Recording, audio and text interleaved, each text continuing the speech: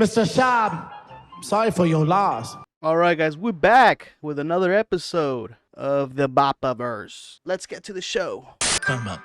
It's like a chocolate chip with sauce all over it? What are you talking about? Oh, brother, this guy stinks! Mr. Schaub. So the first clip I want to talk about is this one called Bapa poking the beer. Let me just give you some context before we move on. You know, basically last week I talked about Jorge Masvidal offering Brandon a fight. I heard you're making your debut on my promotion. Yes. Who you want, Yes. bro? Who you want, man? Yes. I got my matchmaker right Yes. there. Who you want? I'll Probably go get him, me, bro. bro. Bare knuckle. Who do you want, man? Bro. Come on, Huh? the free agents, I'm sure not fighting Verdum or JDS, bro. No, you no, can let's keep that, let's dude. find I heard Derek find Lewis is a somebody. free agent, too. Oh, that's right. Let's find but somebody. you, for but him to you fight. allow grappling and everything. It's MMA. Come on, bro. So currently Derek Lewis re-signed again to the UFC with an 8-fight deal, so he's not available anymore. So Brandon, you definitely got saved on that one, buddy. Like I said last time in the previous episode, I was like, this is just like, it's just a bit. It's a bit. And, you know, people will see it as real because they don't find Brendan funny, so they can't give him a little bit of shine here and there for, like, carrying on a joke. Because, you know, he says it with such confidence and such douchebaggery that people are like, he's serious. It's MMA. You I wouldn't say no to Derek Lewis if I can grapple. Woo! Way. What My- the? Derek Lewis debut in my promotion versus Brandon Shaw. You Come on, crazy, man. bro. You know how many Derek people Lew- would... Hey, Do you Derek Lewis, understand that people's heads are just Are you... exploding? Bro. Eric asked Brendan, hey, do you think you'll ever fight somebody? He's like, do you think you could beat up Mike Tyson? And with such great confidence, he was like, yeah, I think I can. And Eric said, you know, how could you beat him? How? And he's like, yeah, I have like wrestling, jiu-jitsu. I think that will kind of nullify it. You know, it's just like, if you remember he's going to hit him with the Schaub shutdown. Like, you have to engage. You can't just be so defensive. And Brendan just is like, all he was is just push him, you know? The other guy, you know, he actually tried to engage. That's why it's kind of funny. Like, Hate to tell you, but I make a living in the UFC, so the objective of him taking a leg home was not going to happen. For me, it was a success. Shutting him down for 20 minutes was a success for Brendan Schaub. all right, let's get to the clip. Bapa poking the beer. You could beat up Mike Tyson? in a street fight? In a street fight, maybe. Yes. He's way younger. I know jiu-jitsu, too. He doesn't know shit. In boxing, he'd be gotta be. But in the MMA match, yeah. It's not an MMA match in, Street in fight. front of 7-Eleven. Oh, yeah. Well, I'm it's taking more of that an one. MMA match than it is a boxing match. Yeah. Yeah, boxing, yeah, I mean, clearly. I know. But I anything like this goes. stuff. Look, at least Brendan there he's not entirely like saying, oh yeah, I could beat him everywhere. So it's on the record right now that you could beat up Mike Tyson. But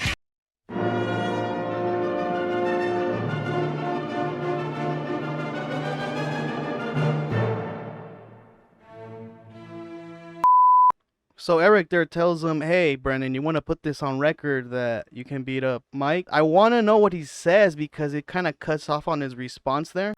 I know. But I anything like this goes. though. So it's on the record right now that you could beat up Mike Tyson. he probably could. Yeah, he probably could. But in a fucking Yeah, I don't street think anybody's fight, bro? like, what? I Yeah. did get offered a legit fight, though. You did? Look, Brendan's response to like, nobody thinks it's crazy. Like, they know that I have a chance. I think. I think people would be surprised. Really? You think so? Mm-hmm. I think you'd be surprised. For the most part, look, guys, let me know in the comments where you side on this. Personally, I am a MMA guy. I love MMA more than boxing. I always have, and I always will, I think, right? And I would give Brendan, I would say that Brendan has a chance, right? But like, they're both heavyweights as well too. But Brendan has had his highlight reel of knockouts. And Mike Tyson has also been knocked out as well, but I think he was well known for his knockout power, right? Like several first round knockouts in boxing. You know, and also Brendan too. He was also knocking people out and submitting people, and also having his fair share of decision victories. But then, you know, right up to the very end of his career, and which wasn't really like that long, I would say I give Brendan a chance, right, knowing his history and Mike's history. But I think Mike, as a guy, you know, even though with his age, he still has a chance to knock Brendan out. I think Mike has. I don't think Mike has you know lost his step yet, or like lost his skill set yet. You know, even being 60. But you know, also Mike is always like doing shrooms and smoking heavily, and you know, just on a whole bunch of stuff, edibles. Brendan also as well too, which is kind of funny. You know, he's probably been drinking whiskey, that Tiger Thick Nectar. Um, he's got some nicotine in his mouth, right? Drank a shitload of coffee, like 8 shots of espresso. Got a couple addies left, like a couple of picogram of addies in his system. If the Slam ketchup down hits my over. teeth right, it's a nightmare. What happens to Game your over. teeth? Anything with sugar in it ruins my teeth. What's from that? What caused that? Nicotine. That'll do it. It's the wearing my patches? teeth out. I think so. Yeah. I have to use like a super sensitive toothpaste and shit. Sensodyne? Yeah. You are that guy. No, I have the medical grade though. Damn, that's sensitive? It's so insane. Wow. I thought this would be kind of interesting to show you guys. Maybe show you kind of Brandon's MMA highlights, or this is kind of a MMA video highlights somebody made. Hardcore X MMA. It's got 1 million views. It's been 12 years ago, so that's when like there was no hate towards Brendan, right? Just a young man, a young lad trying to make it into MMA. I'm gonna put some music in the back because it's got like a song in there. Bring me to the horizon. You got the hybrid, Big Brown. That's when Brendan was smart. Look at the like, he's heavyweight. You know, I'm not gonna be super analytical or super analyze this, because you know I'm not a boxer as well. But when you see somebody throw swings like that, you know, regardless though, like he was throwing some like accurate punches there. You can kind of see it, and that was before he got knocked out too. It's not another. Oh, it's another one he gets. Finishing Mirka Crow Cop.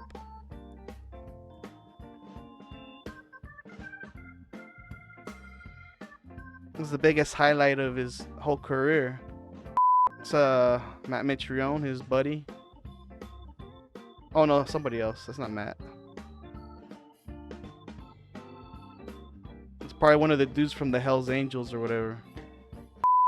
Like he's like surprisingly accurate with his punches, and he throws those big haymakers there.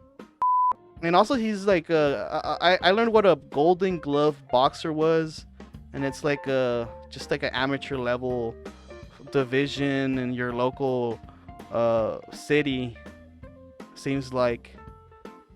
So he just beat up a bunch of locals, and he was the best out of all of them in Colorado. Best in Colorado here. Big Brown, the hybrid. Brendan Schaub. Here's a submission.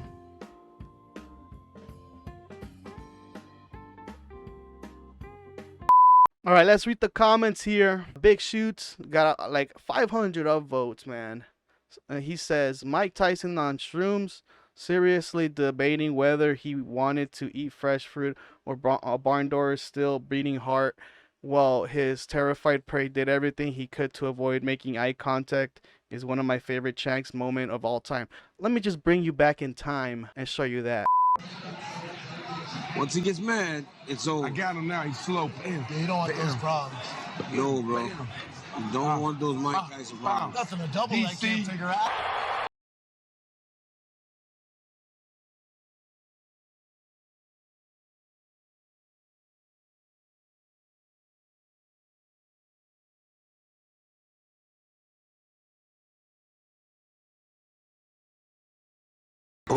He tried so hard to not look.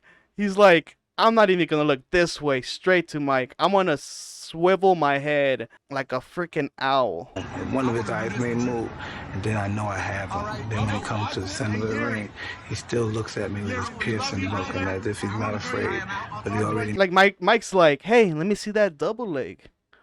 Show me that double leg you got there. Where's paying your life? So next one we got is Sam Alvey here. This clip is called "The Plot Thickens."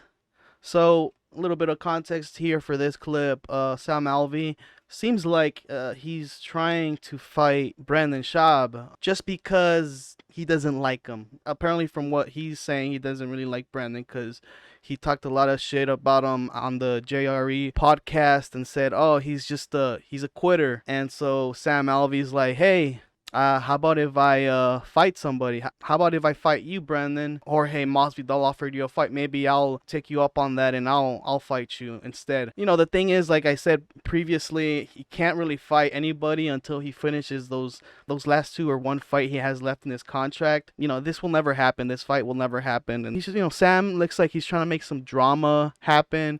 Maybe like a kind of a silly little beef. So let's watch this clip of Sam Alvey. With it.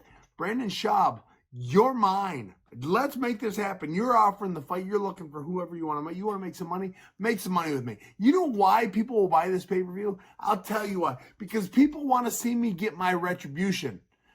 About 8 years ago on The Ultimate Fighter, 13 years ago on The Ultimate Fighter, I was on Shane Carwin's team. You came in for a day or two, you know, did a little coaching. It was a pleasure to meet you. I don't remember much of you being there other than a few years later, I was fighting Cesaro. Like, so some people were saying, like, so he kind of slurs his words a lot, like he mixes them together a lot, and some of the people in the comments are like, yeah, you know, that's kind of CTE for you there, like that tends to kind of happen. Your words become meshed up, and it seems like you just been drinking a 6-pack a couple of hours ago. Mutante. You talk shit about me. You said I quit. Alvey was a contestant. He was on team. Alvey was a contestant. He was on Team Carwin on The Ultimate Fighter. And I got to be honest, I'm surprised the kid's here now because when he was on The Ultimate Fighter, I was a guest coach. He would quit a lot. He'd quit all the time. And I was like, oh, this kid doesn't have it. He would quit while he was training? He got injured, and then he came back for a little bit, and he was their first pick. He was their very first pick, and it did not work out on the show. So I was like, oh, the kid doesn't have it. So he went to MFC in Canada, did great there, and then got back in the UFC. He won his last fight against Tom Watson. And now Caesar, the guy he's fighting, I trained with for a while at the with Vitor's camp. He's like little Vitor. So this guy's a freak athletically. He trained under Anderson Silva for 2 years. Caesar's his boy. Caesar's Brandon's boy. So it does seem like he did call Sam Alvey a quitter there. But he said, man, I'm surprised though. You know, I thought, you know, from what I saw, he quit a lot. But he's in the UFC. So in a way, he was like, yeah, like I can't believe he's there. Yeah. Everybody could say the same thing about you too, Brandon. He trained with Lyoto Machida, and now he's Vitor's like protege. And he's such a good athlete, man. Yeah, I watched him fight Sergio. What is his name for the title, the Ultimate Fighter Brazil? Yeah. Sergio Payne. No, it wasn't. He looks thinner. He looks a lot thinner than he did in the Ultimate Fighter. This guy, Cesar. Yeah, we went down. He did. Yeah. Oh, there it is. He's fighting 185. I think he was 205. Yeah. Then. He's gotten smaller. I think. Does that make sense? Yeah, that's what it looks like. Hi. Where's the hearts? There they go. We got to come up with something for them. He's all tits. They're gonna start throwing 10s up. There we go. His fighting style is crazy, man. I don't think the Ginger has a chance here. This dreaming. He's all like tits. Looking back at the old JRE Fight Companion, it's still kind of like the same thing that Brandon does too. Is like there are times where people are just quietly watching, and like a lot of people criticize the show for that. It's like, you think Brandon's gonna be talking for 4 hours straight? Personally, for me, I don't like watching any kind of fight companions, and you know, I just rather watch the fight with, you know, by myself or with a couple of friends. They're gonna start throwing 10s up. There we go. His fighting style is crazy, man. I don't think the Ginger has a chance here. This dreaming. You said, yeah, on the Ultimate Fighter, he quit. He was first pick, and he quit, and he quit, and he quit. You said quit like 4,000 times in a little interview. It bothered me. It bothered me bad. I don't quit. I'm a lot of things. Quitter is not one. I broke my rib early in that season. I did. I didn't miss a practice. I didn't miss a fight. I didn't tell my coaches till they had to know. My rib was broken, and I did everything I possibly could to make sure that I could step back in if one of my teammates got hurt. You should have just told them you broke your rib, dude. That's kind of unsafe for you, dude. But like, I mean, you know, they're fighters, man. They go in there with whatever broken thing they have, or they're like sick, and regardless of how they feel, they still go in there. Sometimes they win, sometimes they lose.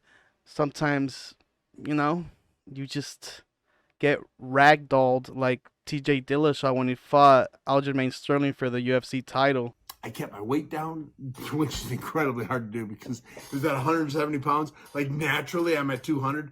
I did everything. I burned thousands of calories a day, ate next to nothing. I didn't quit, not for a second. And for you to go on your giant podcast, by the way, congratulations, because your podcast is huge. You went on your giant podcast and told the world that Smilen Sam's a quitter. That's bullshit. And I want to kick your ass for it. It's kind of the nice thing about... I think he's confusing Joe with Brendan there, because Joe's the one with the big podcast. I think the Fighter and the Kid had their, what did Brendan call them? Their prime years or their golden era, and then after the whole Chris and Callan thing, it's just everything just went downhill from there, and now he's getting 30K views. Still good, but, you know, it used to be a lot higher than that. About this sport is if one person does something wrong to another person, they can get their ass kicked for it. I want to kick your ass for that. We can be friends afterwards, but for 15 minutes, or what would it be? Not 5 2-minute rounds, 10 minutes, whatever it is, I'm going to kick your ass. I'm going to need 2 minutes to do it. I'm going to come in. I may be known as a guy at Counter-Strike. I'm coming right at you immediately. Fight's over. First 3 minutes of that fight. It's going to be good. It's going to happen. Sign the contract. Jorge Masvidal, I said his name right again. Make the contract. Send me the contract, and I will fight whenever you want. We will make this the biggest fight in Game Bread's history. Because, like you say again, people want to see me knock out Brendan Schaub. It's going to happen. I need a fight. He's willing to fight. He's way bigger than me, and I'm halfway retired. Bring it on, Brendan. Oof. I mean, you know, like I said, this fight's not going to happen, but Sam Alvey, at the end of his UFC run, he ended his career with an 0-8 or a 0-8 and 1 with 1 draw, right? Look at Sam Alvey's record here. From 33-10 to 33-18 and 1-1. His losing streak started at 2018 and ended at 2023. He got a TKO at the B2 Fighting Series 183. Heavyweight debut. Wow. From light heavyweight to also middleweight. Just a big old losing streak, man. Sam thinks Brendan Schaub is like the money fight or something. He thinks he's Mayweather. I think after the fight, these two will become best friends. But I guess it's just, he's trying to, you know, Sam is trying to add another win into that long losing streak he had previously in the UFC. So Brendan ended his MMA career with 2 losses in a row, you know, because Joe stepped in there and said, hey, bro, we got to quit that. And also, funny enough, so his last loss was Travis Brown, who is his Eskimo brother. And that was 2014, man. That's been a long time. I think if they do fight, let's just imagine, just hypothetically speaking, if it were to happen, just because of the amount or just because of Sam Alvey still being active, I think that will still play a major role in him winning Brendan in an MMA fight. Just seeing off of that, I think he'll have an upper hand. Let's look at the comment here. Patrick Volcano says, sorry, but we're good for drunk white guys slurring on their podcast, trying to relive past glories. Ojit says, that slurring is effing depressing. All jokes aside, CT is so terrible. Redacted Thiggy 6969 says, This would sell exactly 2 tickets to Chin and Georgie. Nobody, not even Mexican, would attend or watch. Eesh. Nah, I think there'll be enough people. I think the homeless cast will want to see that in person, maybe. But I don't know. Maybe because they don't matter, they're probably not gonna buy the tickets. They do not matter. What's paying your life? Alrighty, guys, that is it. I'm gonna be ending it right now.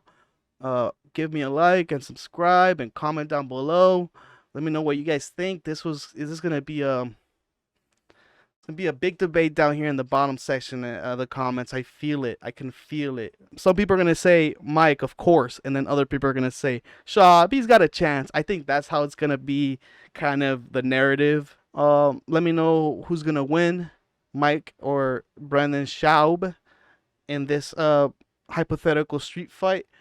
And goodbye and good night.